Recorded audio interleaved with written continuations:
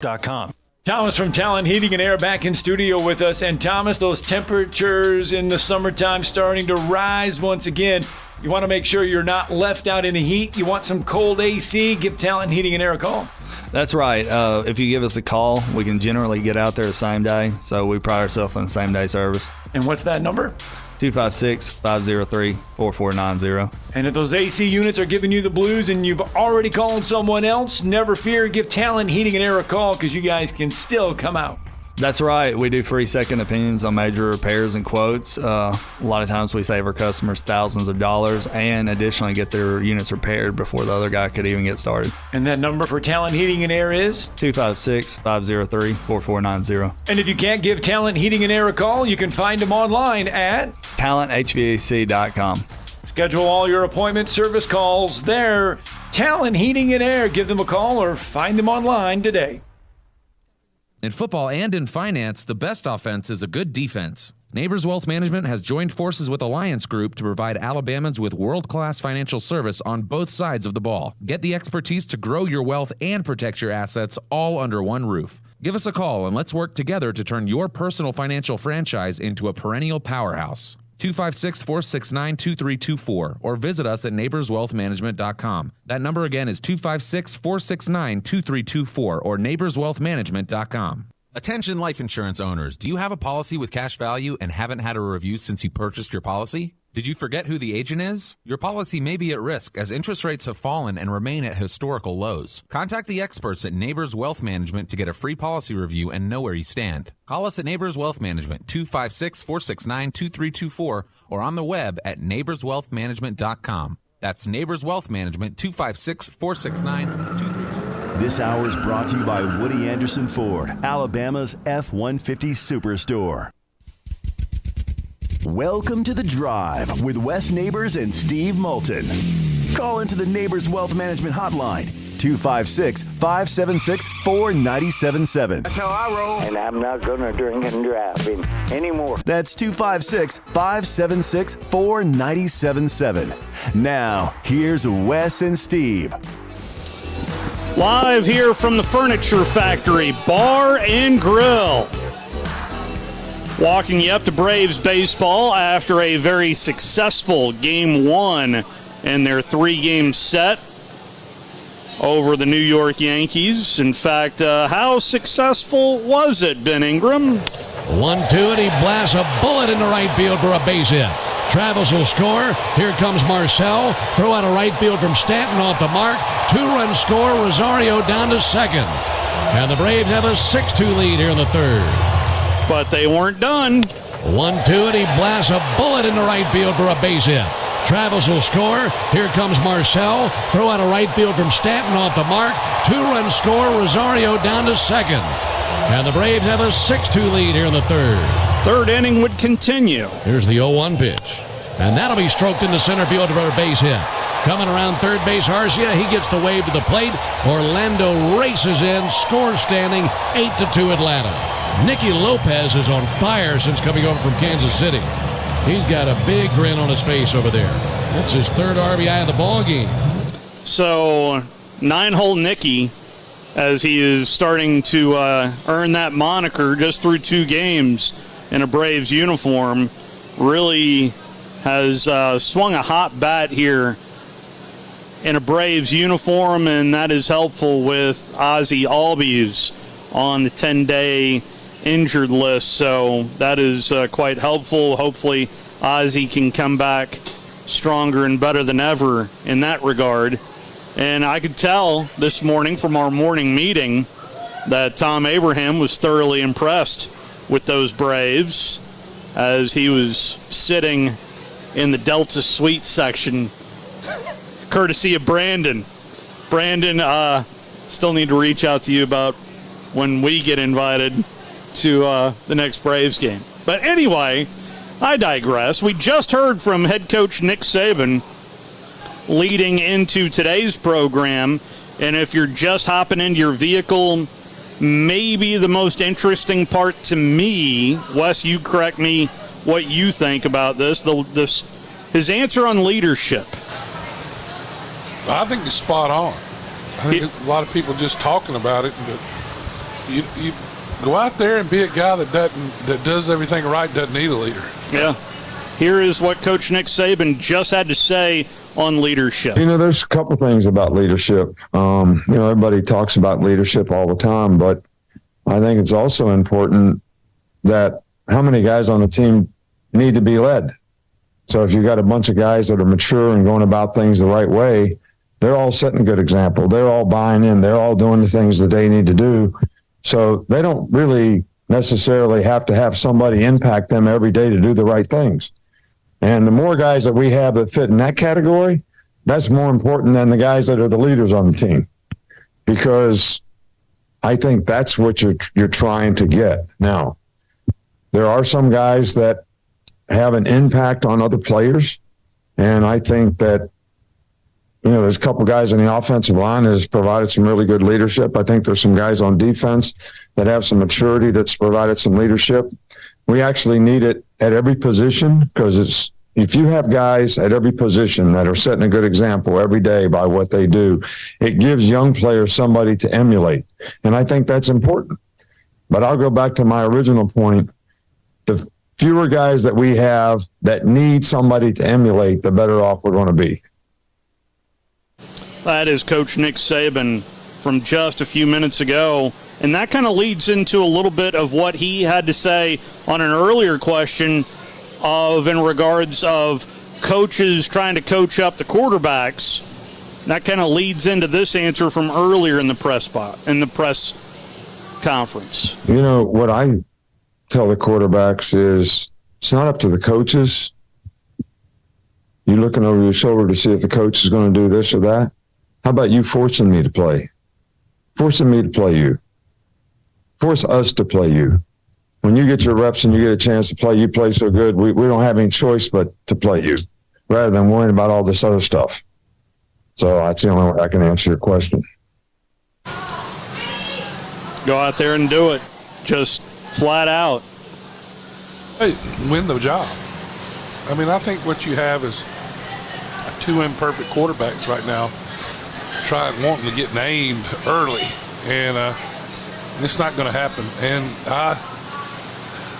I think the race could go further into the season, so I don't think it's going to be whoever starts is necessarily going to have it for the whole season. And there's too much talent. There's too much, but it's young. Is this like Cooper Bateman, or? I don't think so. I don't think Cooper Bateman is any good. I mean, that was the biggest mistake when they played him.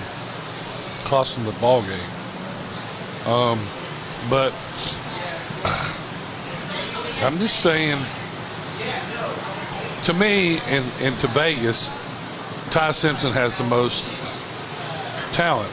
But obviously he hadn't come out. Yeah. I mean, it's flashed, but he hasn't been consistent. And I just, you talk to all these people, and that Lonergan name keeps coming up. He's catching them, so it's going to be interesting to see. The youngin', yeah. And Coach Saban's going to play whoever's the best, whoever he thinks he can win with. Now, Milroe, what I was told is Milroe is the man to beat at this point. That he's looked the best, and he's gotten better. So, listen, if the guy can cut out his turnovers and play with a little bit more confidence, he's 2-0 in the SEC play, SEC West play. Now the 4 turnovers hurt Alabama, but the defense hurt Alabama in that game too. So in the fourth quarter, not being able to make a play. Coming up on the program today, we're going to start hour number 2 with a conversation with Coach Houston Nutt to give you a little bit of a preview from his perspective on the SEC here in 2023. We didn't really go through the AP preseason poll yesterday, but I do have some notes here from ESPN.com to put it in perspective of what being ranked high in a preseason AP poll means from a statistical standpoint. So we'll talk a little bit about that. Certainly your phone calls are welcome. There's one guy who did not put Georgia number 1 on his preseason AP poll, and we'll discuss that as well. Reese Davis is that man. Reese Davis had Georgia number 2 on his ballot. Ohio State number 1. Ohio State number 1 on the list. He's got to do that job to keep his job. What, is that just to make Herbie happy? Is that? No, the rest of the country. Well, I remember Herbie walking off the set that one year. Yeah. That Ohio State did not make the Final Four cut. Well, they got beat by 55 one game that year. Yeah. On the subject of College Game Day, their latest podcast dropped today. The Big 12 preview. Pete Thamel. It's Pete Thamel and Reese Davis on the podcast. Here's what Pete Thamel had to say on the Texas Longhorns. That would be, of course, Alabama's second opponent of the year after Middle Tennessee. Can I take the over and still pick K-State to win the league? Because I kind of want to pick K-State to win the league. Go ahead. Yeah. I'm going to do it. I just didn't know if the math didn't work, and then some analytic guy would write like me a nasty thing on Twitter. So no, I mean you can do it because depending, I assume you'll take the over with Kansas State, and that would just mean that they win the head-to-head game, and then maybe the championship game. This win total is prior to championship week. At least that's my impression of it. I think it is. So. I think win totals generally, and I'm not a gambler, so I don't know the nuances of it because I've never had to invest. Thank God we have Stanford Steve, by the way, on game day right now, because he could answer this question for us very quickly. But I don't think win totals count for conference title games. I only think they. So I think it's there. But yeah, I'm going to go over. Like, talent wins. Like, you can't compile this much talent and it not win. It would be an indictment of Steve Sarkisian if this isn't a 10-win team, because they have 10-win talent. So there it is, an indictment on Steve Sarkisian if this is not a 10-win team. Well, I mean, that's his opinion. Yes, it is. So, I mean, they seem to have a lot of the pieces. Have a returning quarterback if he can stay healthy. It just depends. We still are also not 100% sure game 1 whether or not Jim Harbaugh will be on the sidelines for Michigan. Incidentally, they take on East Carolina. I read the first article about that, and they act like he won something by this. No, they're going to hammer him worse than what they gave him. Yeah. That's what's about to happen. But it's not about cheeseburgers. I noticed from Michigan, the statement underneath their initial statement said, quote, "This isn't about cheeseburgers." And I was like, wow, that's a university having to type out, "This is not about cheeseburgers." Yeah, Coach Harbaugh had this to say earlier today. Reaches back and brings a 1. That's obviously not, but I'd be willing to listen to that. That is obviously the train here at the Furniture Factory Bar and Grill, as I am trying to hunt down. I'll tell you, when I was scrambling earlier to try to find Coach Harbaugh, here is Coach Harbaugh. So, and that's wrong again. I'm 0 for 2 today. Let's see if I can't make it 1 for 3. That's still all-star worthy, by the way. Can you respond to that, or where the NCAA situation stands? No, I can't comment. We've had a lot of people through. I mean, there's been a lot of people, a lot of football people, we've had general managers come through, we've had scouts come through. One in particular who was in our meetings and practices, he said, "This is vibrant." So that's my word. I can't get that word out of my head. That just best describes the vibe, the mentality. It's infectious. You can't help not picking up on that, and that was well defined. It's vibrant. And they take that from the meeting rooms to the weight rooms, to the practice field, to the stadium. It's super pleased. Also, a first to have the first scrimmage in the stadium be as good as it was. Vibrant. The way he said vibrant was just acting weird.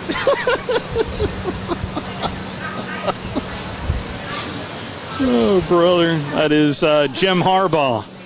As they open up against East Carolina at home, coming up here in a couple of weeks, and a little later on, I really wonder what it's like to suit up for Coach Harbaugh at Michigan.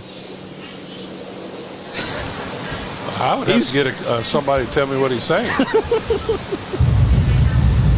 I had to pick the best one right now so far through 12, 13 days at camp. Carson Barnhart is having the best camp so far, but here we are halfway through. And we had a goal line scrimmage yesterday and a short yardage scrimmage Saturday. And I would even say, as good as the offensive line has been, that the defense and the defensive line probably got the better of it. You know, the 51% I would send that way. And that's Mason Graham, Kenneth Grant, Chris Jenkins, Cam Good has really asserted himself. And then we're super strong at the edge position. Jalen Harrell has been, as good as, if you call him the best, but Braden McGregor, Derek Moore, and Josiah Stewart as well. TJ Guy is a guy who's asserted himself at that position. Been really good at the linebacker position, so when I talk about the front seven, Junior Colson has been outstanding, Mike Barrett's been outstanding, Ernest Hausman has been really good. The guy who I'd say who's inserted himself the most is Jaden Hood, as far as where he was last year to where he is now. Moving to a vibrant is the crux of today's press conference. What I got out of Coach Harbaugh, he likes both his defensive and offensive lines. They're 51%, 49%. I'm assuming the 49%, even though Coach Harbaugh did not say 49% for the offensive line, he went 51% for the defensive line. You're welcome. You're welcome, America. 256-576-4977 is the telephone number. 256-576-4977 is the number to be a part if you'd like to be a part of the program. As I mentioned, we will hear from Coach Houston Nutt at the top of the next hour as we're live here at the Furniture Factory Bar and Grill. But let's do this. Let's go ahead and take an early time out. And your phone calls are next on the other side as we are just getting things started here at the Furniture Factory. You're listening to The Drive with Wes Neighbors and Steve Moulton on 97.7 ESPN The Zone. Tom Luganbill here for my friends at Woody Anderson Ford. Bobby White and his team take great pride in their service department, and you can see it the moment you walk into those beautiful new service lanes. And just like a championship team, they all work together to make sure your experience is second to none, whether you drive a Ford or not. Also, check out the gold certified pre-owned inventory at Woody Anderson Ford for great deals every day. Stop by and see them at Jordan and Sparkman or at Woody Anderson of Madison on Hughes Road, or visit WoodyAndersonFord.com. Ann Adams with Berkshire Hathaway Rise Real Estate is the one name to know if you're buying or selling real estate. With years of local experience, Ann Adams offers buyers in-depth knowledge of the local housing market and will narrow available properties down to those you'll be interested in so you can save time when shopping for your new home. If you're ready to sell, Ann offers a seamless process using accurate pricing and expert negotiation skills to make sure you get a fair price for your home. Call Ann Adams today at 256-337-2625 or log on bhhsriserealestate.com. Chapman Commercial Realty, your source for Alabama commercial real estate. Chapman Commercial Realty has the experience and expertise you're looking for when making commercial real estate decisions. If it's office space, retail space, investment property, or project development, Chapman Commercial Realty is your answer. Call Bill Chapman today at 256-656-8413. That's 256-656-8413. Or find them online at chapmancommercialrealty.com. Great food and the best live entertainment is what it's all about at the Furniture Factory Bar and Grill. Head to downtown Huntsville every Tuesday for karaoke on the only outdoor karaoke stage in North Alabama. Thursday night is the Valley's longest running and biggest bike night. Food and drink specials, giveaways, and live music on the patio. And the Furniture Factory menu is fully loaded with options from steaks to salads, plus a whole lot more. Featuring a weekday happy hour that starts at 3. 619 Meridian Street, downtown Huntsville, and online at FurnitureFactoryBarGrill.com.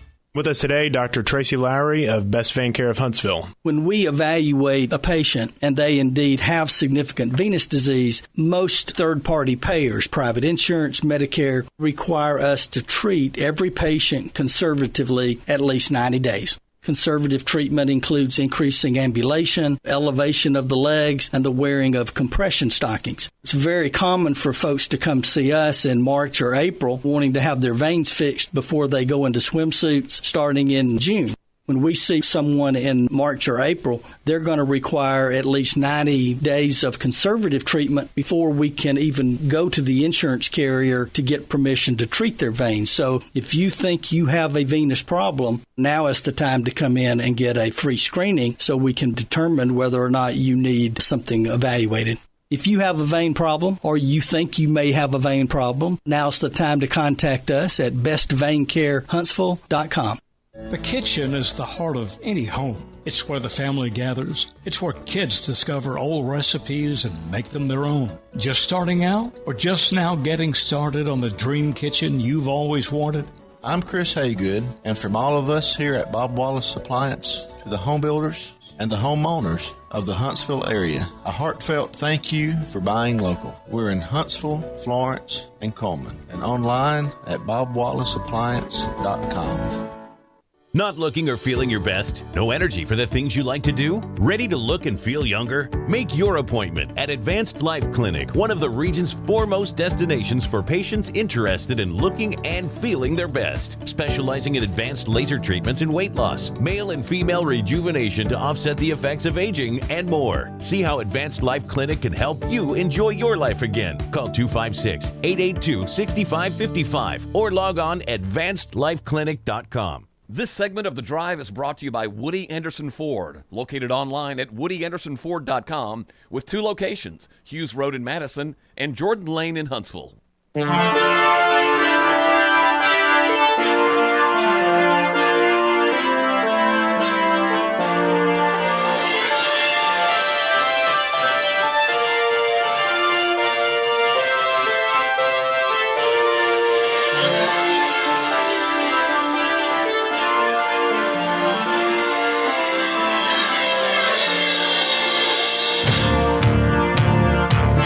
Back here at the Furniture Factory Bar and Grill, along with West Neighbors, Steve Moulton back here with you.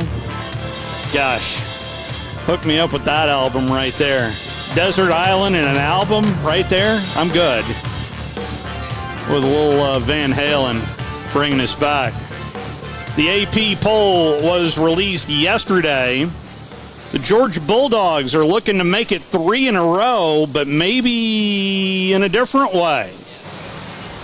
The AP poll was released yesterday. The Dogs took the number 1 spot with 60 out of 63 first place votes. This is the second time that Georgia has been ranked number 1 in the preseason poll. The other time was 2008 when Georgia went 10-3, won the Capital One Bowl against Michigan State. So times that teams have been ranked number 1 in the preseason AP poll and ended, times ranked number 1 in the preseason poll all-time period is led by Alabama. 9 times the Crimson Tide has been preseason number 1 since this started back in 1950. by the Associated Press. Georgia has, and this is now the second time, as I mentioned, Florida, they were preseason number 1 3 times all time. So, as I mentioned, this is the 74th preseason Associated Press preseason college football poll. Each of the last 9 years, the preseason number 1 hasn't finished in the top 5. But only one of those teams, I mean, it's... That's hard to make up there. It's preseason ranked number 1 in the final poll since 1980. It has happened 1, 2, 3, 4, 5 times since 1980. Or do you know any of the teams? Preseason number 1 AP. You finished number 1 AP since 1980. It's happened 5 times. Alabama 1979. Since 1980. Since 1980. 5 times. 5 times. Alabama is on it 1 time. Can you name the year? I mean, this all runs together. Doesn't it? All right, I'll give you this one. It's 2017. 2017. 2017. Alabama was preseason number 1 and finished number 1. Now, that is the only SEC team to accomplish this feat since 1980. So there's a little hint for you. 4 other teams. Miami Hurricanes. No. That's a really good guess. I would have thought Nebraska back in the day. Yeah. But Florida? Nebraska. You said SEC? No other SEC team. So Clemson? No. Really? So here are your other teams. Beginning in 1985, the Oklahoma Sooners ran the table. And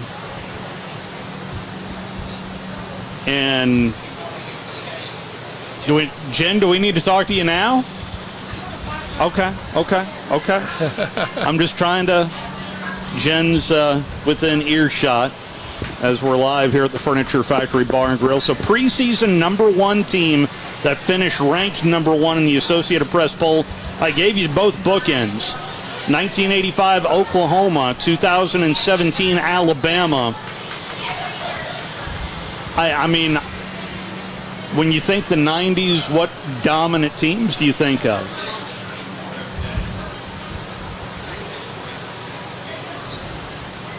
That'd be Nebraska. That's where I went in my head. The Florida State Seminoles. They did it twice.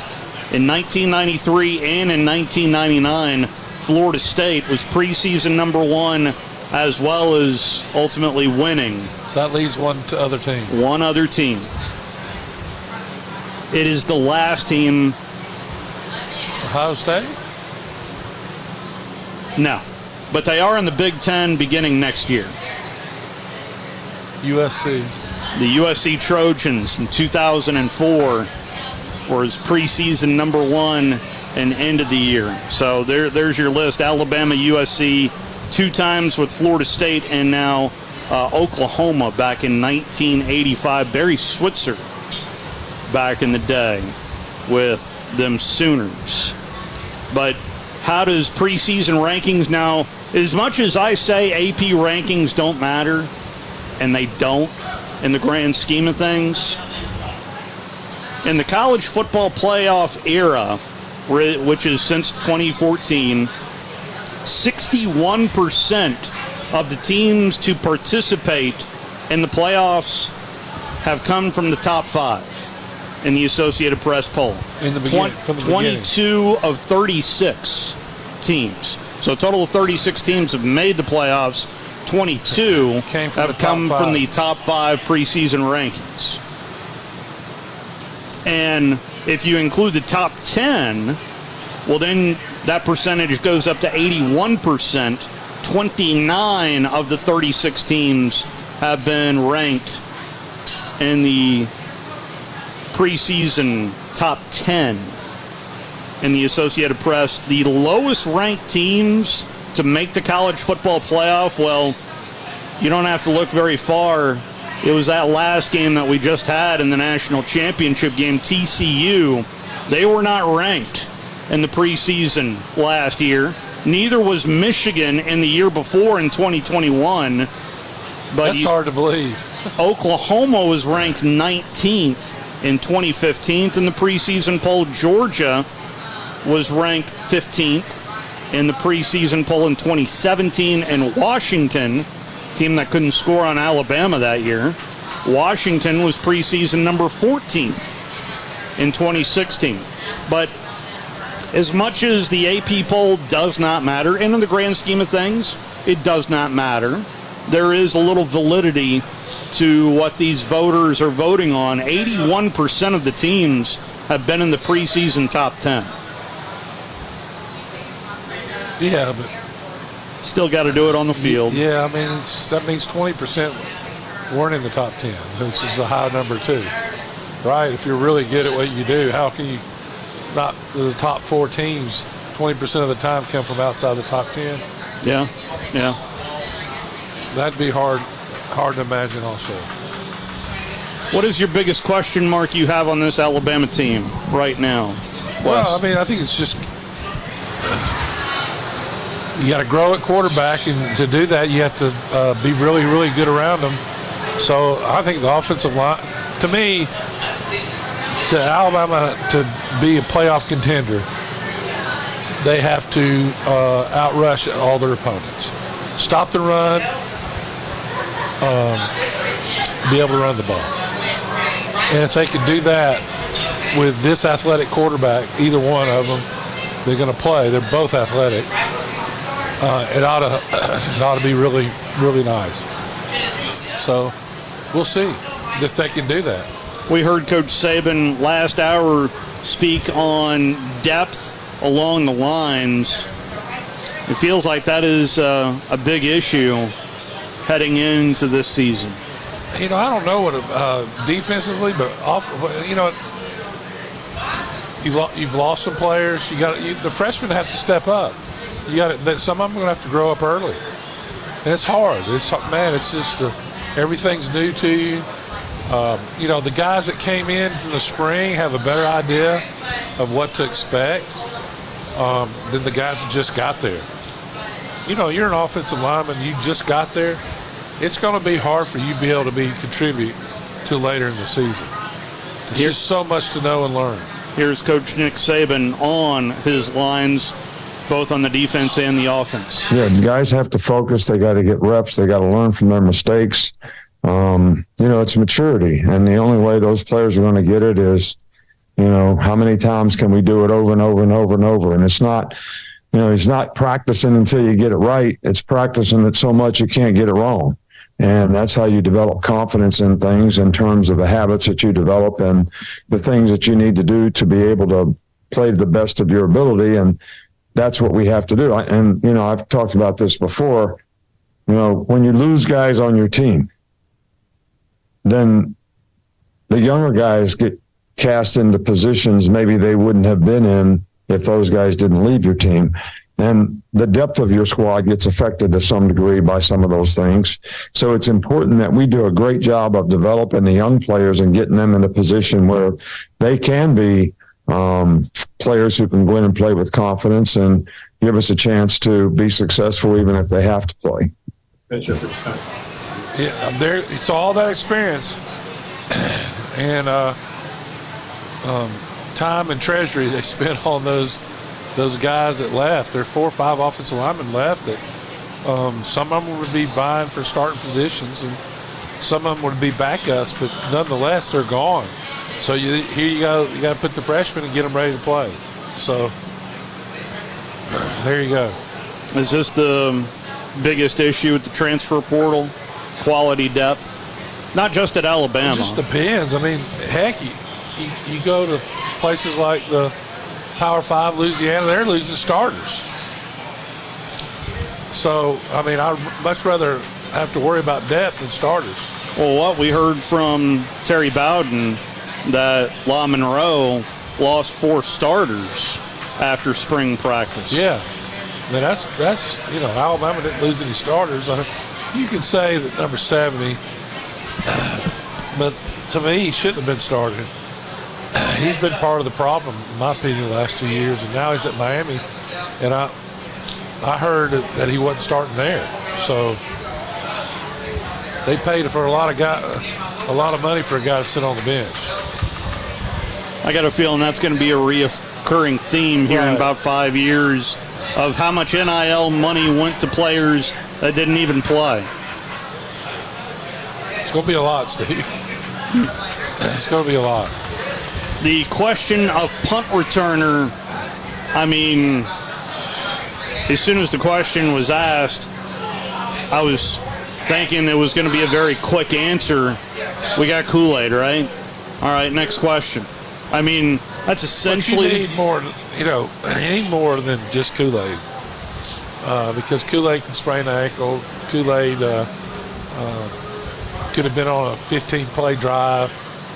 He doesn't need to be gassed. So you need other people that can do it, no doubt. Here is Nick Saban on that punt returner position. Yeah, well, we got Kool-Aid back who, we averaged like 16 yards of punt return last year. So, and we're trying to develop some other guys at that position. Isaiah Bond, Caleb Downs can catch punts. Cole Adams can catch punts. So we're working with more and more guys to be able to do that. Kickoff return, K-Law did it last year, some. E-Man did it some. So, we'll just have to see how that part of it develops. But I think we've got enough good skill guys that we should be able to come up with some pretty good return guys. Caleb Downs reference right there. Well, Caleb Downs is one heck of an athlete. It reminds me a lot of Eddie Jackson. His instincts, the way he moves, comes flying up to the ball. We'll see if he can cover as well as Eddie did. Of course, Eddie started at a corner and ended up playing safety. So and then got injured. Yeah, his last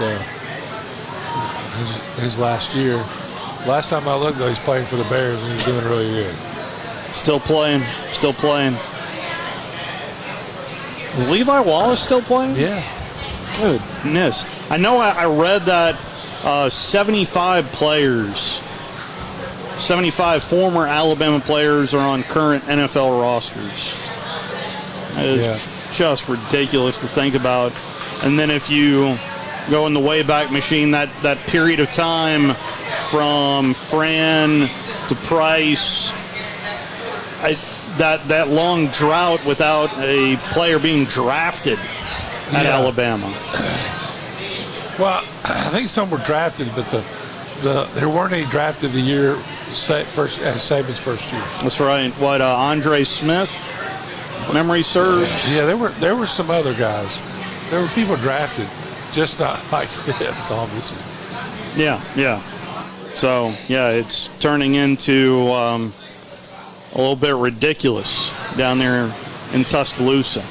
256-576-4977, the telephone number. We did talk a little Auburn yesterday, and we had Charlie Trotman on. And I don't know about you, but my takeaways from Charlie yesterday was more positive than negative about Hugh Freeze's first team. Oh, there's some worries that he has off of the defensive line, but I think that they feel like the program's moving in the right direction. I mean, they're recruiting well. They think that Hugh Freeze is doing a better job than the previous administration. A lot of people think Hugh Freeze is Gus Malzahn made over, but not without championships. Some people think he's the second coming. We're about to find out. Well, and this is the year. It's next year, the next year. Yeah. This year the Auburn's going. They're going to start 4 of their offensive linemen played at non-Power 5 schools last year. That's tough. Yeah. We're going to see how that hard to know what you have. Yeah, they're having trouble evaluating the quarterbacks right now because the receivers aren't catching the ball. So I mean, there's some problems, potential problems, but Hugh Freeze is a good coach. I mean, he's won everywhere he's been. Did not play the injury report yesterday. Here is the injury report from Coach Freeze from over the weekend. Steiner's been limited all of camp with a hamstring. Coy Moore has had an ankle, hadn't been able to go. Cam he's had just a string of bad luck and hadn't practiced since I've been here, truthfully, in spring or in camp, and we sure do need him to get healthy. VAR just had an incident in practice where he had to have some stitches in his mouth, and it's just very uncomfortable right now to wear a chin strap down in his gum, but he'll be fine. And he was having a really good camp. Javarius, yep. I call him VAR, I don't know. But, Javarius, he was having a really good camp. Malcolm Johnson's dealing with a shoulder, and Austin Keys is dealing with a shoulder. I don't think either one of them are significant. Those are the guys that have been either limited or hadn't been able to go. So little bumps and bruises, but nobody, I did not hear any of those guys say they're done for the year. So that's the good news. Dealing with the shoulder. I was dealing with the shoulder the whole time I was there, and I'm still dealing with that shoulder.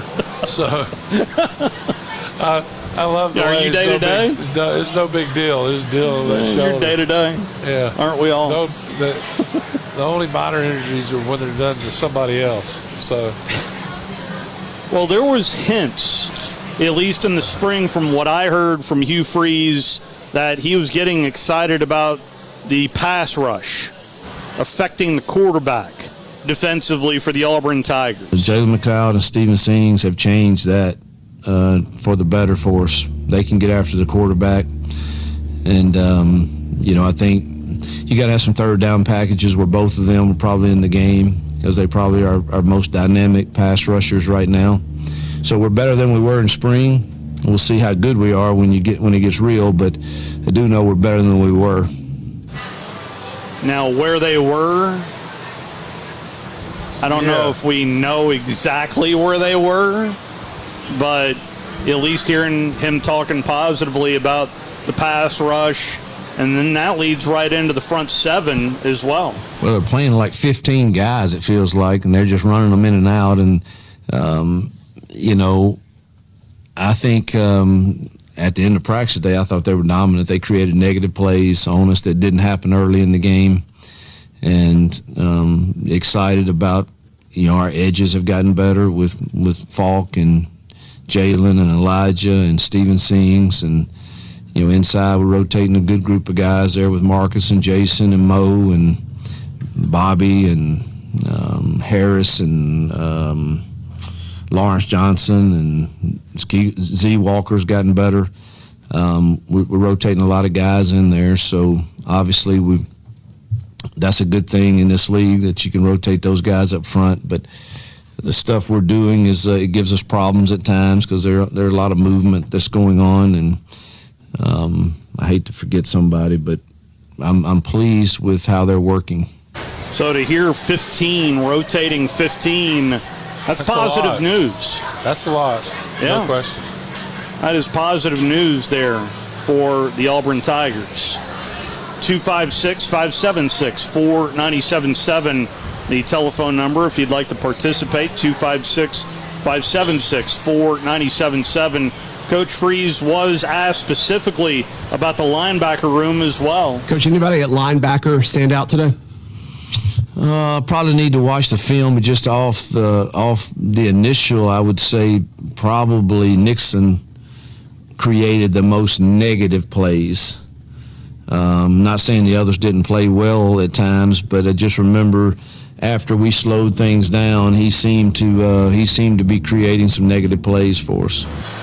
So someone to circle on the roster there, Nixon at the linebacker position. Well, it's going to be interesting to see how Auburn develops. Because when the defensive line is doing real good, it means the offensive line is not doing very good. So just, it's all going to be so interesting when they quit scrimmaging each other. Yeah. How important do you think, because we obviously, pay attention more to what Coach Saban has done in Tuscaloosa of going good on good. I'm seeing more teams copy that of going best on best. I think everybody does that. They just pick and choose when they do it. Coach Saban does it a lot in the spring, especially the spring game when nobody. But during practice, before the season, most people do that. I mean, I've never been a part of a team that didn't. You got to go best on best. A lot of them talk about doing it on goal line. That's when you can't simulate goal line half speed. You just can't. So, or 3/4 speed or thump or whatever they say. Was your best games when you got angry? I know a lot of people put stock into that. I don't. Man, you can't play angry on the offensive line. You got to be thinking. You got to be. It's just total. I mean, you got to play with determination and grit, but you got to have your mind. When people are angry, they're not in the right mind. You can't play angry. You got to play smart, and you have to know what you're going to do. You know, it doesn't do any good to play angry. Now you can get after them. That's not angry though. That's what you're supposed to do. I don't think offensive lineman is a controlled. It's okay for defensive linemen to get angry, and I used to like to make them angry, not too angry. That's the key. Is not to get them frustrated. To get him frustrated and make him think. That was my goal for the nose guard. If you get the nose guard thinking, you got him. Would you do homework on? Well, heck yeah. You got to know what he's supposed to do. No, I mean, I don't mean that kind of homework. I mean, like, knowing what's his mom's name. No, I wouldn't talk to him. I'd make him frustrated with what I would do. Like, I know what he wants to do.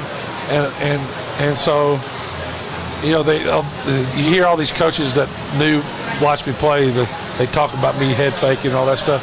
That gets in their mind. Now, that totally, because when I step, they're wondering if I'm really going that way or which way I want them to go. So it takes their edge off. You know what I'm saying? So you'd lead with the wrong foot on purpose? Well, hell yeah. Of course, yeah. When I knew he was supposed to, because we ran the sweep a lot, and so they would teach these guys to fly down the line of scrimmage, and they're nose guards. They're not the brightest tool in the shed, so they can't count to three, right? No, they'd be playing offense. They could. So, if the play was going behind me, say to the left, and he's lined up, and I could tell by his shade that he's reading me. The way he was lined up, you watch film, you could tell what they were going to do. So, I'd stick that head out real quick, and as soon as he take one step, he's mine. Sometimes he'd take two or three, and that's when they run it back on TV, say, look at this center blocking this nose guard right here. And I wasn't doing anything. I was just making him. He's blocking himself. So, and then so the next time you just fire off, he's kind of hesitating, don't know what to do. That's when you hit him right in the mouth and drive him back. So it's all knowing what he's going to do and experience. And you can't teach that to a freshman. The freshman's just worried about who he's got to block, not how he's going to block or how, I'm setting this guy up for the rest of the game early. And then at the end, when you get him tired, he's been thinking, he's frustrated, and then you start double teaming him, driving him back to the linebacker, and that's when you get big Bobby Humphrey run for, 50, 60, 70-yard Gene Jelks and him. One of the two were gone. So that's how we, but it takes, you got to know what you're looking for. You got to have experience.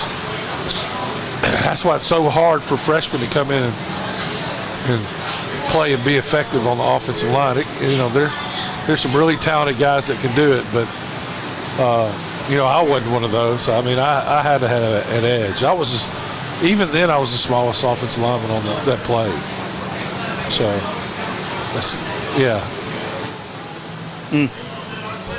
It's all about setting up for that money quarter, the fourth quarter, to get things where you need it in a college football game. Coach Henshaw used to say, we've had Coach Henshaw on, and he was right. He says, you take a hammer and you start hammering that rock. And, plays that don't work in the first quarter will work in the fourth quarter, because defenses get tired and you can beat them up, and all of a sudden you hit that. You don't see any cracks, but you hit that rock and it just falls apart. And that's what was satisfying the first time that ever happened in the game for me. You could see what they were talking about. Until you get there, these guys are big and they're strong, and the SEC's not for the faint of heart, no question. Some of the guys you're going against are the best that ever played the game. I can go over 3 or 4 that I played against that are talked about the best that ever played the game, and I'm making it sound a lot easier than it was. It wasn't easy.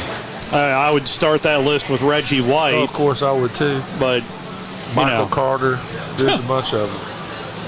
If you missed Jerry Ball, yeah, gosh. If you missed Nick Saban, we'll play for you the opening comments on the other side of our final timeout. Coach Houston Nutt is set to join us at the top of the hour. We're live here from the Furniture Factory Bar and Grill. You're listening to The Drive with Wes Neighbors and Steve Moulton on 97.7 ESPN The Zone. You're starting to see more and more of them on the road in Huntsville, Madison, and North Alabama. And we've got them in stock, on the ground, ready for you to test drive. Hi, Bobby White back again for Woody Anderson Ford, and I'm talking about the all-electric Mustang Mach-E. Come experience the torque, exhilaration, and technology of our all-electric 2023 Mach-E, and you'll see why folks are leasing and buying them as fast as we can get them. And that's not to mention you may qualify for a $7,500 tax credit. Woody Anderson Ford is offering financing as low as 2.9% for 60 months, plus $3,000 in bonus cash on the 2023 Mustang Mach-E. Or you can lease one for $449 a month. And we've also got 23 Bronco Sports for $399 a month. These are 36-month leases with $52.71 on Mach-E, $37.09 on Bronco Sport due at signing. 0 security deposit, just tax tag title, and your good credit. These offers end September 4th. Call 539-9441 for complete details. Come on in today. Woody Anderson Ford, hope to see you soon. The Huntsville Sports Commission is responsible for bringing high-level sports entertainment to the Rocket City. In 2023, enjoy events like the CCSA Beach Volleyball Championships, Hometown Lenders Championship, UCI Paracycling Road World Cup, and so much more. To learn more about upcoming events and the Huntsville Sports Commission, visit huntsvillesports.com. The Huntsville Sports Commission. We do sports. Normally, when you call a roofing company, all you hear is, you need a new roof. Not when you call Fleming Roofing and Restoration. Since 1965, the folks at Fleming have been focused on what you need, whether it's an easy repair or a full roof replacement, commercial or residential. And when it comes to storm damage, you want Fleming on your side. They know all the ins and outs of insurance claims and will guide you through the entire process. Log on FlemingHSV.com and book your free estimate today. Fleming Roofing and Restoration. We show up. Electric cars are coming faster than you think, and that's why we're bringing SEMA Connect to Alabama. Our team educates you and helps provide a long-term plan for your business. Where to put them, how to get them there, how to pay for them, tax incentives, service, and monitoring. We take care of everything. Doing the right thing means bringing EV car chargers to Alabama. Let us help you with your EV charging plan. Thom Abraham here for my friends at Alumni Hall. Alumni Hall is the ultimate shopping experience for Alabama and Auburn fans. Located right here in Huntsville, come shop the best selection of officially licensed apparel, hats, Yeti, accessories, and gifts. Whether you're heading to the spring game or shopping graduation gifts or just love to show your school pride daily, come see us at Alumni Hall. University students, faculty, and military receive 10% off in store, and you can earn cash back with our Hall Pass rewards. Alumni Hall, located in Bridge Street Shopping Center, or shop anytime at alumnihall.com. Forgiveness. Wow, what a word. What a gift. All of us have done things in our lives that we regret. All of us have done things that are disobedient. All of us have sinned and fallen short of the glory of God. Thank God for his forgiveness. Thank God that he separates our sins as far as the east is from the west and remembers them no more. Hey, I'm John Dees, pastor of Cross Point Church, smack dab across the street from the YMCA in Madison. Check us out at cpcfamily.org. From the Fox 54 Weather Center, I'm Chief Meteorologist Jordan Dressman. Temperatures drop into the low 60s as we head into the overnight early into your Wednesday morning. A beautiful Wednesday afternoon across the Tennessee Valley. A mostly sunny sky. Temperatures climb into the lower 80s. Once again into the lower 60s through the overnight early Thursday morning. Plenty of sunshine Thursday afternoon. Temperatures climbing into the mid 80s. Oh, and by the way, it's not going to be all that humid. I'm Chief Meteorologist Jordan Dressman, your home for ESPN Radio, 97.7 ESPN The Zone.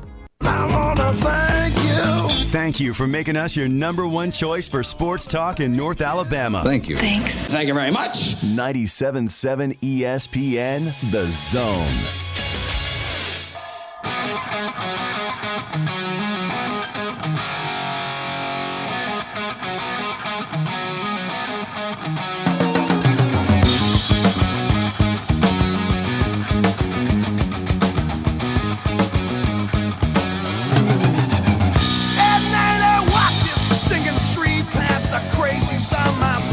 Back here with you at the Furniture Factory Bar and Grill.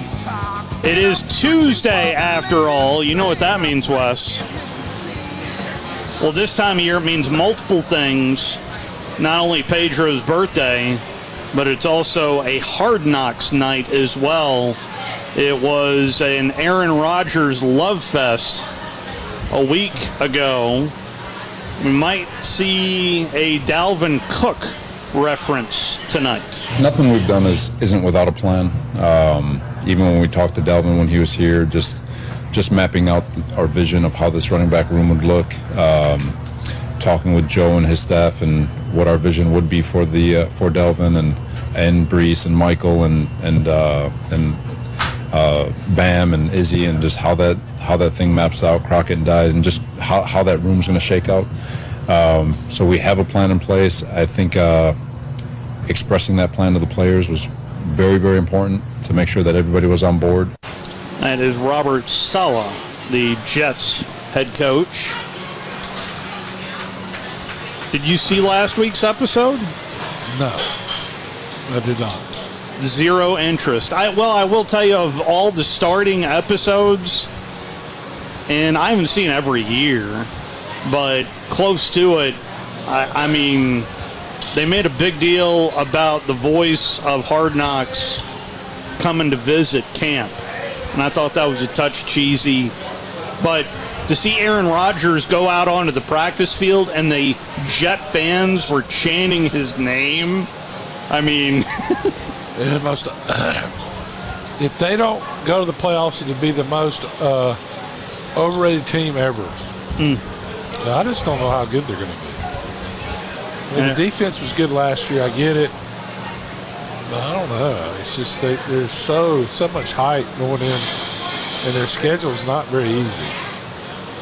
Coach Nick Saban spoke right before we hopped on here today. Here is the open of the press conference today. So the message pretty much is we kind of do an assessment after first scrimmage, even though that was just our third, practice in pads. But I think the question you ask is what percentage of the guys are playing winning football?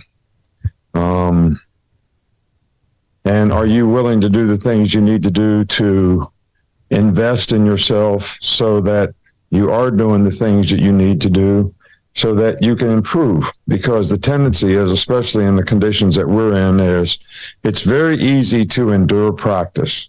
Do what you have to do to get by. Don't really focus. Don't really play fast. And if you ask everybody in the room, do you want to win? They'd all say, yeah, we want to win, but are you willing to do the things you need to do to win?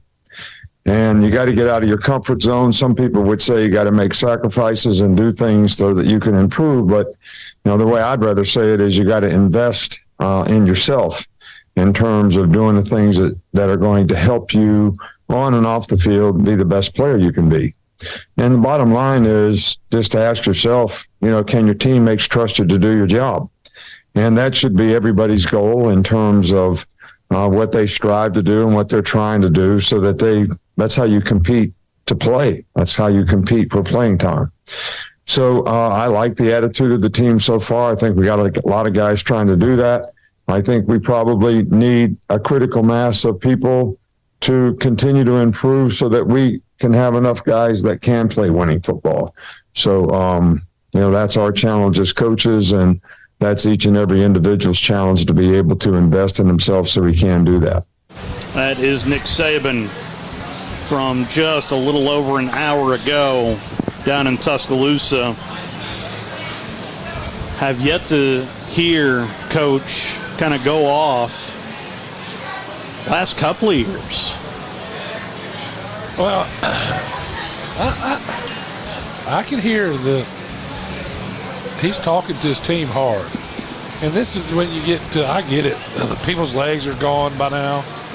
It's been very hot. They just had one scrimmage, but only the third day of pads.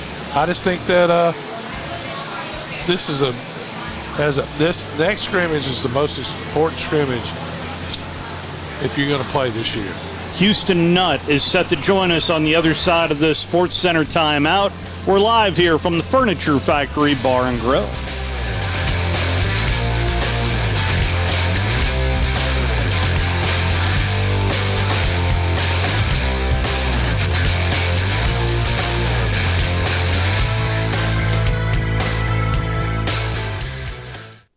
You're starting to see more and more of them on the road in Huntsville, Madison, and North Alabama. And we've got them in stock, on the ground, ready for you to test drive. Hi, Bobby White back again for Woody Anderson Ford, and I'm talking about the all-electric Mustang Mach-E. Come experience the torque, exhilaration, and technology of our all-electric 2023 Mach-E, and you'll see why folks are leasing and buying them as fast as we can get them. And that's not to mention you may qualify for a $7,500 tax credit. Woody Anderson Ford is offering financing as low as 2.9% for 60 months, plus $3,000 in bonus cash on the 2023 Mustang Mach-E. Or you can lease one for $449 a month. And we've also got 23 Bronco Sports for $399 a month. These are 36-month leases with $52.71 on Mach-E, $37.09 on Bronco Sport due at signing. Zero security deposit, just tax tag title, and your good credit. These offers end September 4th. Call 539-9441 for complete details. Come on in today. Woody Anderson Ford, hope to see you soon. Listen. WCZN, Union Grove, Huntsville, Alabama. 97.7 ESPN, The Zone. This is Sports Center. Are loading up by Chris Smith. Less than 24 hours after agreeing to terms with running back Dalvin Cook, the Jets welcome back their 2022 leading rusher Breece Hall, who was activated from the PUP list just 10 months from ACL surgery. Hall did light individual drills, and the Jets are very confident he will be ready for Week 1, but ESPN host Chris Canty says there's no need to rush him back. You don't have to worry about seeing him early on in the regular season because you have Dalvin Cook to go along with the rest of the running backs in that room. Now you've got a bona fide difference maker, a guy that can break tackles, a guy that understands the value of a 4-yard run as well, but a player that will mesh well with the zone running scheme that they want to employ under their offensive coordinator, Nathaniel Hackett. So I like that move from that standpoint. Heard on ESPN Radio's Greeny. Cook won't be able to practice for at least a week because of a surgically repaired shoulder. Meanwhile, Indy has their QB1 as rookie Anthony Richardson was named the Colts starting QB by Coach Shane Steichen. This year's 4th overall draft pick said, honestly, I was shocked when he heard the news. And Cowboys linebacker Michael Parsons missed the final 11 plays of first-team red zone work in practice and was seen limping after. He remained on the field with a wrapped lower left leg, but added, I'm not worried about it. On to baseball, the Blue Jays received a boost in their quest to maintain playoff positioning by activating closer Jordan Romano from the 15-day injured list. Romano suffered a back injury during the All-Star game in Seattle, and he pitched 5 games after that, but had to depart his July 28th appearance against the Angels. Hey, it's Matt Jones coming up on Wednesday. Does Dak Prescott have more pressure on him heading in the season than any other quarterback in the NFL? You'll get that answer and more, 6 a.m. Eastern on ESPN Radio, the ESPN app, and ESPN2.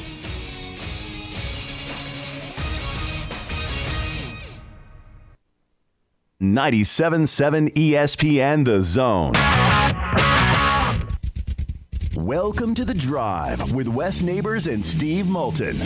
Call into the Neighbors Wealth Management Hotline, 256-576-4977. That's how I roll. And I'm not going to drink and drive anymore. That's 256-576-4977. Now, here's Wes and Steve. We are walking up to Braves baseball, game 2 of the 3-game set, featuring the last place New York Yankees taking on the first place Atlanta Braves. But we have been talking a lot of college football as Nick Saban addressed the media just about an hour and a half ago, and a lot of discussion on the quarterback room, but even more so of getting the defensive line and offensive line ready. And it's always fun to talk with our next guest on loan from CBS Sports, and of course is well-versed of coaching in the Southeastern Conference, and he is Coach Houston Nutt. How are you, Coach? Hey, doing well. How you guys doing? Doing real well. Boy, you know what? Let me just start real broad. What team out of the Southeastern Conference intrigues you the most entering into this season, Coach? You talking about the one I think is going to win it all, or the one that just truly intrigues me? One that truly intrigues you. Yeah. Well, you know, there's a couple of them. I'm always curious. You know, we always know about Alabama, Georgia. They've been recruiting very well. We always feel like, you know, they're going to be at the top. I'm the one that intrigues me right now is LSU. LSU with a quarterback that is that can maneuver, can escape problems, and you see what Perkins did on defense. He was a total disruptor, and I'm real intrigued about the first game because if you remember, they got beat last year. I think it was the first game. It was. Well, it was LSU's first game. Remember, Florida State had that tune-up, I think, against Bethune-Cookman before that game. Right. Exactly. And that was a tough loss for LSU. The one thing I respect about Coach Kelly is when there was losses during the year last year, he brought them back. And so now that they've kind of gotten used to his system, the cohesiveness, you look at everything, I'm just really intrigued how what they can do, and I can't wait to watch. Well, especially defensive fronts, that one seems to be circled on most of the preseason boards of top front sevens in the defensive line, not only in the SEC, but in college football, Coach. That's right. And you watch them play, they're sudden, especially with Perkins now. We'll see how he does. But he was you always wonder how a person who has such a great year coming out of the chute as a young player is that same intensity there, is that same listening skills that he had as a freshman. Is he still playing at a high level when you know he had so many pats on the back? And Mason Smith is on his way back as well. Of course, he injured himself in that first game, and there was a lot of hype around that young man as well, Coach.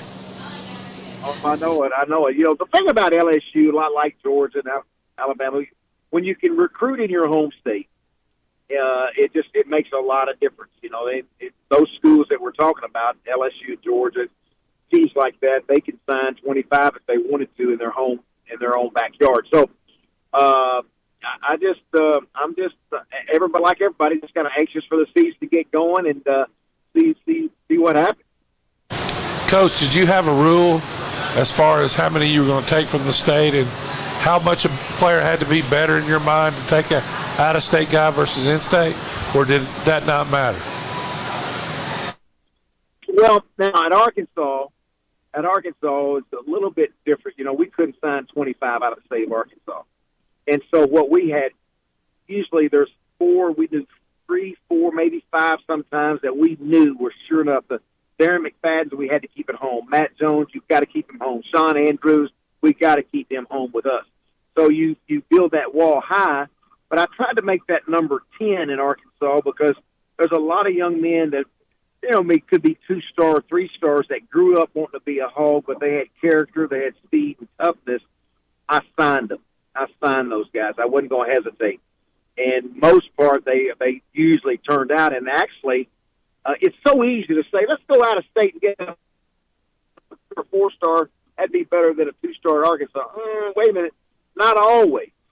Not always. I can give you examples where a 2-star, 3-star would motivate a 4-star when they saw this guy, how much he loved Arkansas and how much he loved the Razorbacks, that he would take his game so high where he would motivate that guy from Texas that had so many accolades coming out. Said, oh, that's how a Razorback's supposed to play. So, I kind of look at it a little different. But you had to be good out-of-state recruiters and had to do a great job evaluating. And then when we got in the SEC, I remember when I was an assistant with Jack Crow, we recruited Alabama, we recruited Georgia, Florida, but we didn't major in it. You got to take care of home first, and then you got to do a great job evaluating. So why does Alabama, the state of Alabama, have so many more recruits than, say, Arkansas?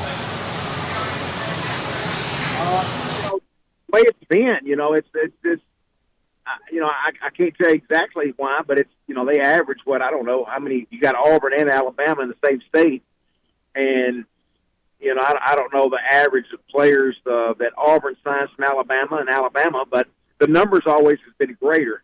Arkansas is a lot like Missouri when you look at the number of kids that come from your state, and that's what makes the job tough. It's real tough. Mississippi also is very hard because you have Mississippi State, Mississippi, Southern Miss, and there's not much loyalty. They don't grow up wanting to be an Ole Miss Rebel or a Mississippi State Bulldog. You just, unless there was some legacy there with the grandfather or somebody played there. So I don't know the answer to your question. I just know they always had a larger number. Yeah, so I think they average almost 110 Division I scholarships every year signed out of Alabama. It's in the water. It's in the water. It's nuts. Yeah. But I don't know if you might have a better insight because maybe it's coaching, maybe it's the way the things are set up.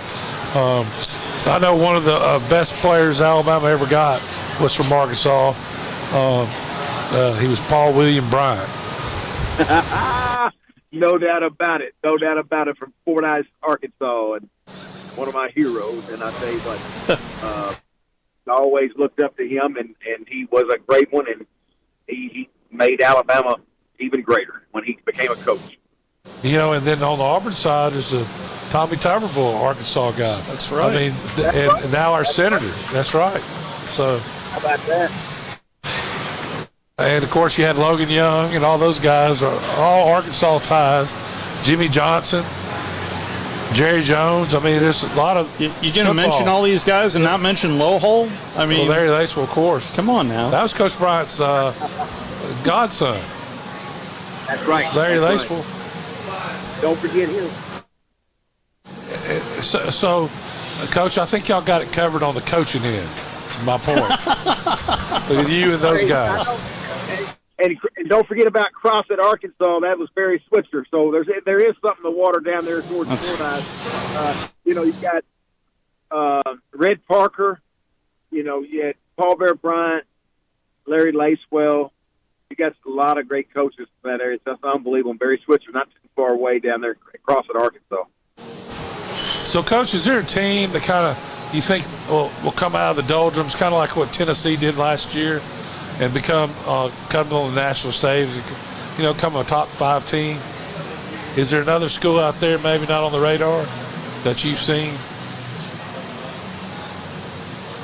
I haven't seen anybody in the spring, and so I wouldn't know. But the one thing I always look for when I go back to study, you always look to who has the quarterback coming back. And so when you look at the quarterbacks, that's why I mentioned LSU.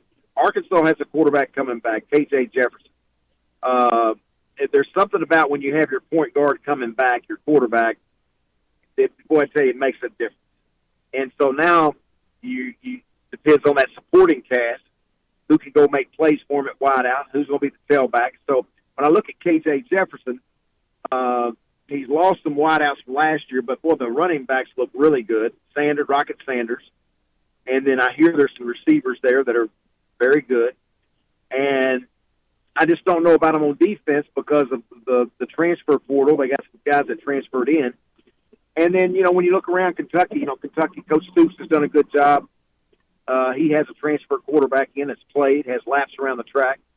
So I always look at that part of first. Tennessee just did such an unbelievable job. And there's a lot of people, when you talk to a lot of people, especially associated with Tennessee, they are fired up. And they have this vision of what they witnessed last year. Well, my question is going to be now, Joe Moulton, who did play very well in the bowl game. I've seen games where he didn't play so well early on. And of course, he was the one that came from Michigan, I believe. But, when you look at the receivers that Tennessee lost, I mean, my goodness, Hyatt and these guys, Tillman, man, I'm really curious who's going to take those spots.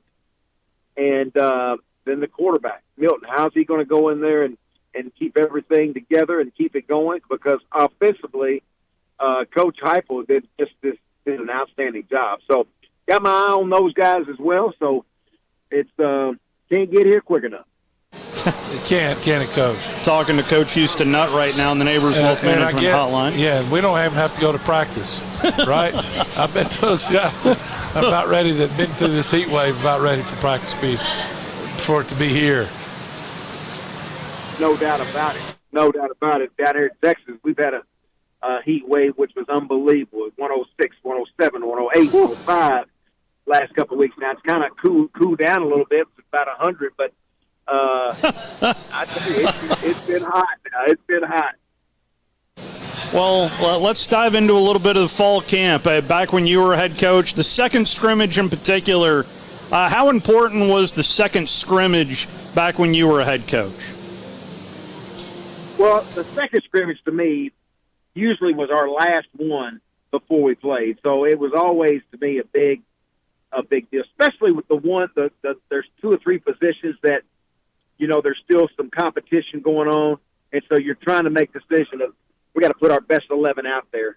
And so that was the scrimmage really that decided, which 11 you're going to choose on offense, defense, and special teams. So this is always very, very important, and especially if you got a battle going on at quarterback or receiver or tailback, you put those guys in those situations. You're just looking for, especially at quarterback, who's going to put the team in the end zone consistently, who's going to get them out of the wrong play, get them in the right play, but most importantly, who is going to take care of the most precious thing we have, and that's the ball.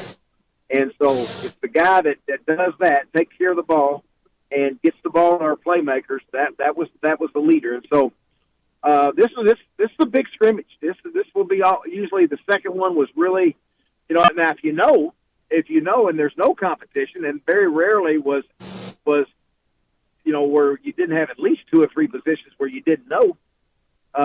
So especially now with portal, I've been talking to so many coaches where half their, from like about 20 to 30 people hadn't even been through spring ball. And, they played. You feel good about them on paper, but that's what's different, guys, to me, is when I talk to coaches, is the chemistry of not being together since January. Some of them have just gotten there, and so this is their first time they scrimmage with their new teammates. So coaches, they really don't know. Jeez. Let's go back to your first year at Arkansas. That was a 9-win team. Did you feel like that team had 9 wins in them that fall for you, Coach? Yeah, that's a great question. My first year, I never will forget asking Lewis Campbell. He was a longtime coach. In fact, he coached there at Alabama. He was coaching. He was a coach that recruited me, Coach. He recruited me too.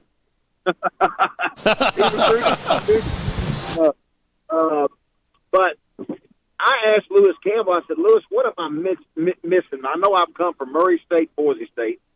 I hadn't been a head coach at the big time, but when I look at Clint Sterner, Anthony Lucas, Chris Chikuma, and I look at Kenoy Kennedy, Ryan Hale, I can go through every name on that roster. Brandon Burlsworth, Joe Dean Davenport. What am I missing? I said, what do you mean? I said, they look good on the hoof. They're big guys, and they're athletic. Houston, they hadn't won. They're 4-7 and 4-7. The last 2 years, they don't believe. Wow. I said, we got to get these guys believing, because athletically, I really thought. Now, to say I thought this was a 9 or 10 win team, no. I was scared to death. I was scared to death when Sean Alexander was coming from Alabama, Tuscaloosa, coming to Fayetteville the first time Alabama's coming to town. And I remember my wife, Dinah, saying, "What in the world's wrong with you on Tuesday nights? Can't sleep, Alabama. What about them?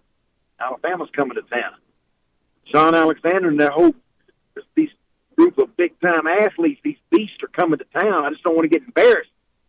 And I tell you, these guys were so good and played so hard, and we had a great game. And that's where we gained confidence. Really, where we gained confidence. We're about 2-0, I think, or 3-0.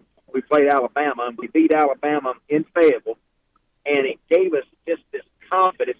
Now, after that third week, I felt like, you know what, I really think we can do something special. And it took off. It took off, but that Alabama game really helped. Well, I wanted to fast forward to 2008, your first year at Ole Miss. Did you think that was a 9-win team there in Oxford, Coach? You know, I was closer, but it's the same thing. They were 3-9, 3-9, 3-9, and Michael Orr, Mike Wallace, Jamarcus Sanford, they'd never been to a bowl.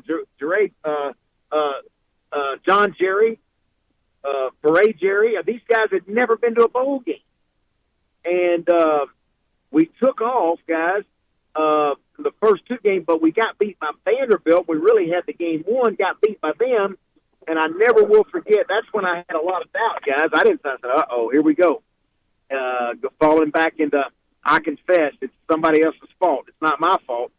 And so we had that kind of attitude. So we had a big meeting after we got beat by Vanderbilt, guys, we got to go get Gainesville and play Tim Tebow. And so I never will forget telling the team, now, if you listen to the outside world, we're going to get beat by 33 points, minimum, 33 points. And we will if you turn the ball over, you go help Tim Tebow if he doesn't need any help. If you turn it over, get somebody out of bounds like we did against Vanderbilt, illegal procedures. You do all those things to help a good team. A good team doesn't need any help. How about let's go play as hard as we can and take care of the ball. Let's don't have penalties. You do understand you can't hit somebody out of bounds. We don't want to swing late. Somebody hits you, tell them you'll see them in 25 seconds or 40 seconds. You know, and so we got down there, and all of a sudden we get 3 turnovers. And Marseille Green, I never will forget, comes up to me the second quarter. "We're going to win today, Coach. We're going to win." I said, "What?" "We're going to win." I said, "Well, get back out there and cover Percy Harvin because we still got a lot of ball left, buddy." But the attitude and the belief, it's amazing when you start to believe and you take care of things and you get 11 people on the same page and don't care who gets the credit. It's amazing what can happen. And we won that game, and I never will forget Jason Cook. We had to fly back to Tupelo. He walks up to me in the front of the plane and says, "Hey, Coach, this is the greatest day of my life." I said, "It is great." He said, "This is the only time that we had a happy plane ride on a road trip in the SEC during my time." Wow. And so we had about 1,000 people there at the Tupelo airport. Ole Miss Rebels were there, and everybody was happy. There's nothing like it. Nothing like winning. No elixir. Man, there was nothing like winning.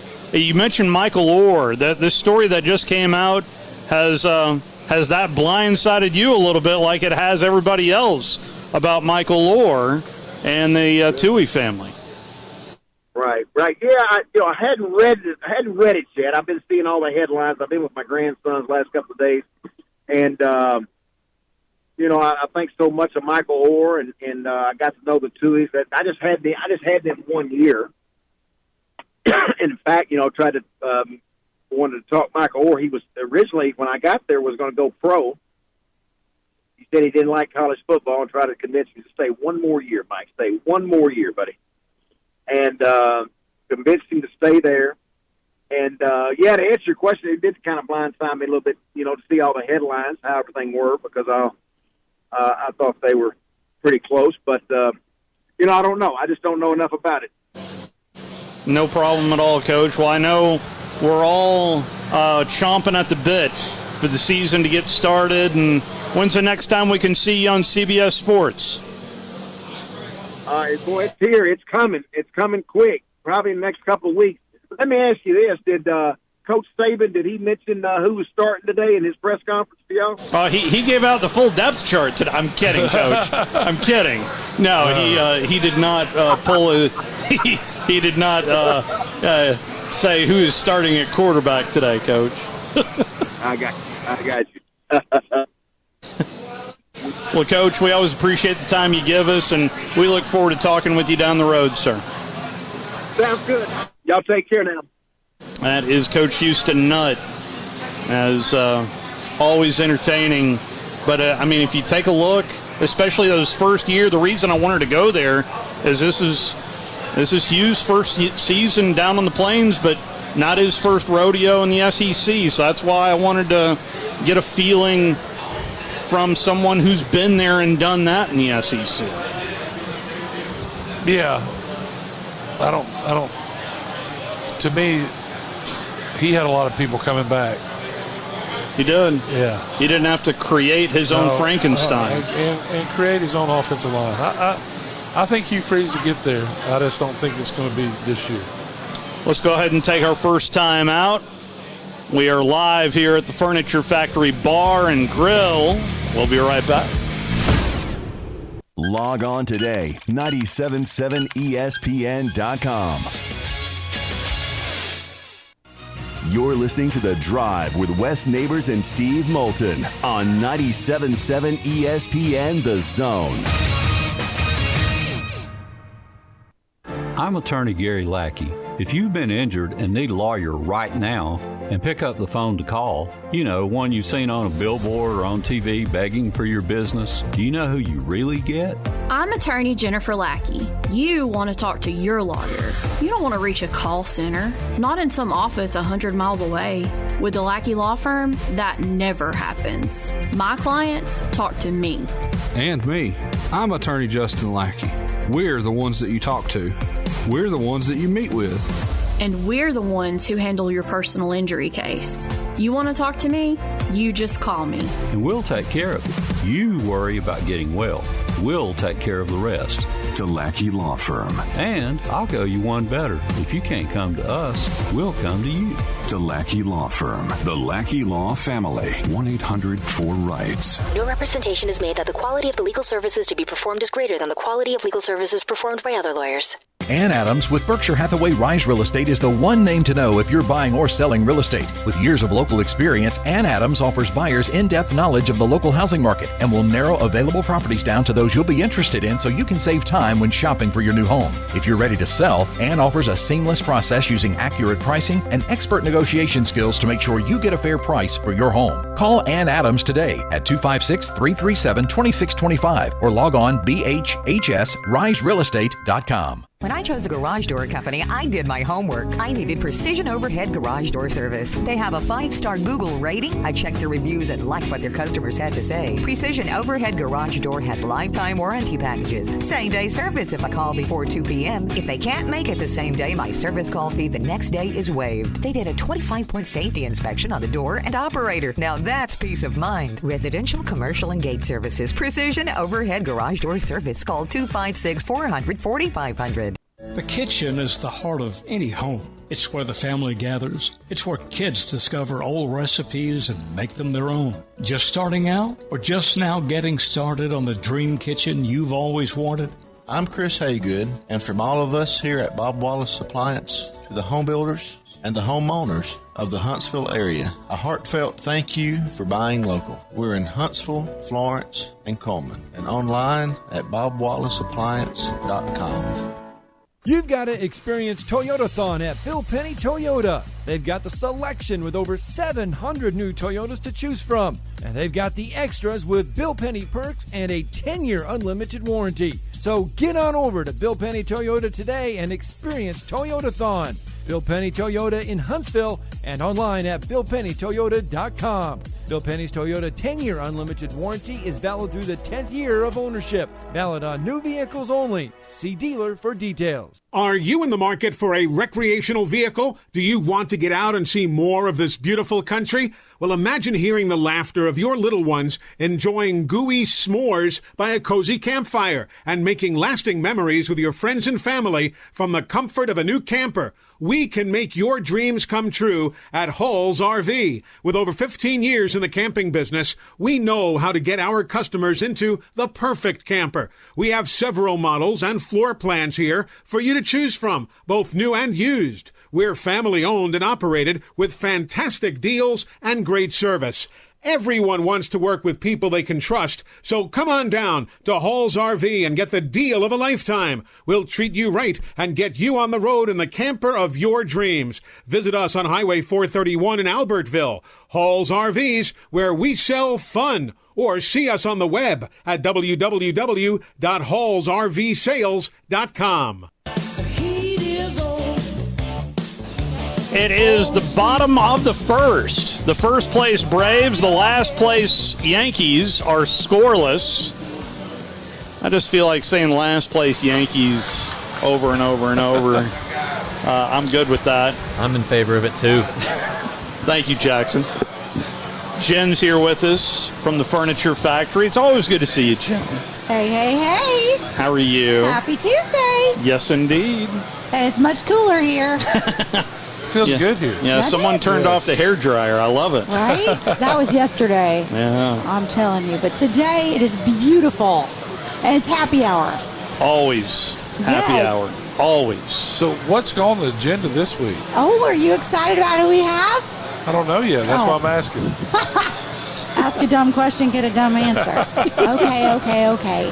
We got our usuals. You know how we've got like this little local following, which I think is pretty neat. Don't you like that? Yes. Yeah. Our Jedi fans. Yeah. Do you know we even have people that made like T-shirts and wore them for like Jedi and some of those fun bands? Isn't that kind of cool? That is cool. I think that's neat. So we have Jedi this week. We have Space Donkeys this week. The Black Eyed Peas. No. That's a different group. Black Eyed Susans? How does that sound? Yeah, sure. Probably. No? I think the Black Eyed Peas are a different group. I think it's Susan. Black Eyed Susan? How does that sound? Okay. Does that sound good? Is Fergie involved or not? Oh, I'm telling you. All I know is it was the name of a vegetable, and that's how I can remember it. You know, these bands have such awful names. And I never remember them. What are all the Space Donkeys for? Oh, they're fun. It's like 80s country rock. Everybody likes that.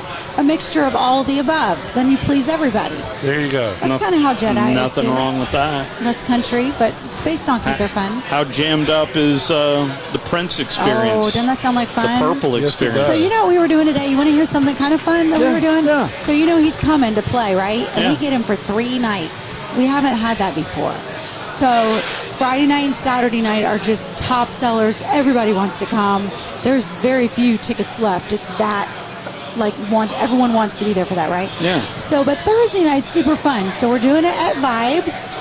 And that's got a neat little... Where's Vibes? You know, that's that strip mall that's back there.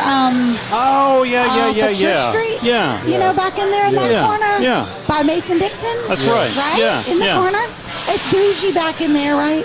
So, but it's going to be just him, and he's going to do a piano concert. So what we've been trying to do, right, is take apart a baby grand piano so we can put his piano in our piano. How cool is that? Now, that is a project, let me tell you. You know how hard it is to take apart a piano? I'm not for it. Expensive. Yeah, I'm not for that. Expensive. Well, yeah, but you have to weigh, is my time more expensive than, maybe... somebody else's. So I don't know. It was quite the ordeal to try to take apart a baby grand piano. Sounds like it. Anyway, that's going to be a fun concert. That one is not sold out, and that's kind of like more like a dinner theater kind of feel. And Vegas-y style, right? And that's the Thursday. Thursday night, yes. So people can eat. We have great couches. We've got some high tops in the middle. That'll be super fun over there. So you could have like a corporate event if you wanted to bring all your employees or whatever and sit. We've got big couches that you can rent out a couch over there. Anyway, that's just fun. Something a little different. Sounds a little different. Sounds like it'd be fun. How else are you going to spend the Thursday night in Huntsville then? In August. Yeah. In August? Yeah. Inside. Listen to a guy, a very talented guy play the He's really piano. cool, and because he was actually Prince's guitarist, and he's an amazing guitar player. I think he kind of tells a little bit about it. He wears like his clothes and everything. He's really a neat guy. So anyway, it's my favorite concert that we do here. So he wears Prince's clothes. Right? Did I say that right? Prince's clothes? Yeah. I still love the Charlie Murphy True Hollywood Story. And you know, Is he going to turn around and play basketball? Oh, I don't know about that. Did he do that last time? Well, no. Oh. Clearly, she hasn't seen the sorry. Charlie Murphy True Hollywood Untold Story. It's all good. It's all good. I was going to say, now that would be impressive because he's that tall. Yeah. If we're talking basketball and music. Yeah. Yeah. I don't know. I think I'm mixing it all up. Anyway, I haven't had enough to drink yet. So. Well, they can cure that here. Yeah. We sure do. And if, it is that time with reunions, so we've got plenty of reunions going on. We just had Huntsville High, class of 73. Boy, did they party. They were really fun. Really? At 10 o'clock, I still had 100 of them over there partying away. They had a good time. So we had them. We've got reunions coming up. The holidays are coming, so you can do your holiday party at the factory or at Haven. So we got you covered. And if you don't like any of those, we can do it at the Rocket over here, Rocket Republic. That's Good? right.